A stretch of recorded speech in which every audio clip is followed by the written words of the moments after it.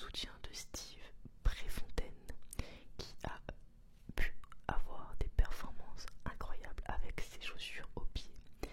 Il a participé en plus aux Jeux Olympiques de Munich en 1972 avec ses chaussures. Ça a vraiment propulsé la paire à ce moment-là. En plus de ça, ils ont eu un magazine, ils ont eu un article dans le magazine Sports Illustrated. Ça a vraiment renforcé ça a renforcé l'image de la marque et son image, surtout sa crédibilité. Ça a renforcé la crédibilité de la marque vis-à-vis des sportifs.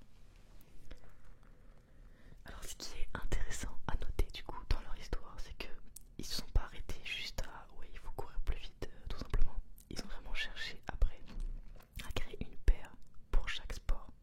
Ils ont du coup plein de modèles différents qui vont plutôt être orientés vers du coup l'athlétisme, d'autres modèles plutôt orientés du coup vers le tennis, d'autres vers le golf, etc.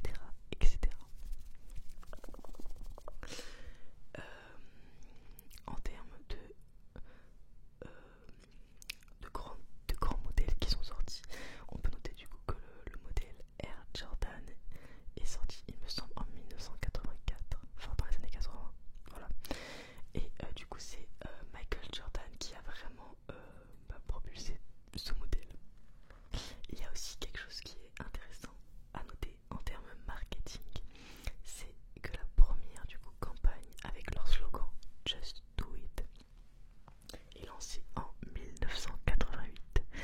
Elle a été lancée en fait parce que ils ont demandé du coup à leur agence de publicité, un truc comme ça, de marketing plutôt, excusez-moi. Les personnes en fait qui devaient faire la présentation pour le nouveau slogan dans l'agence de marketing n'avaient vraiment pas d'inspiration du tout. Et je sais pas pourquoi, personne ne sait pourquoi d'ailleurs. Il a pensé à un homme en fait qui a été exécuté pour avoir commis plusieurs meurtres. Et les derniers mots de cet homme étaient Let's do it. Il a trouvé en fait que ça sonnait, il a remplacé le Let's par Just do it. Et voilà comment est né le slogan de Nike, le slogan de cette marque emblématique. Il faut savoir du coup qu'ils avaient appelé cette agence de marketing parce que Reebok en fait était vraiment en train de devenir un gros concurrent dont ils se méfiaient, et Nike du coup devait essayer de repasser devant et de vraiment s'affirmer. C'est pour ça du coup qu'ils ont demandé à créer un slogan qui les permettait en fait de les différencier tout simplement. Et grâce à ce slogan qui au début n'était pas forcément très a pas été adopté immédiatement par Nike, du coup l'un des deux associés, au fur et à mesure du temps du coup ils ont décidé d'adopter ce slogan et ça a permis à Nike de repasser devant Reebok, du coup son concurrent de l'époque.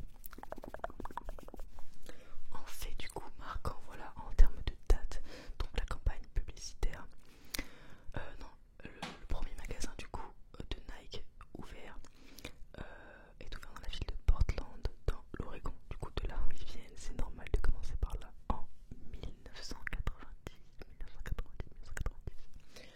Ensuite on peut noter qu'en 91 il y a eu un rapport qui a été publié par Jeff Ballinger qui a dénoncé les mauvaises conditions de travail et les bas salaires en Indonésie. Nike va donc devoir prendre des mesures en instituant un code de conduite dans les usines pour voilà être moins être moins critiqué sur les conditions de travail dans leurs usines. Un des deux fondateurs de Nike, donc Bill Bowerman, qui était l'ancien entraîneur du coup de Phil Knight, est décédé à l'âge de 88 ans en 1999.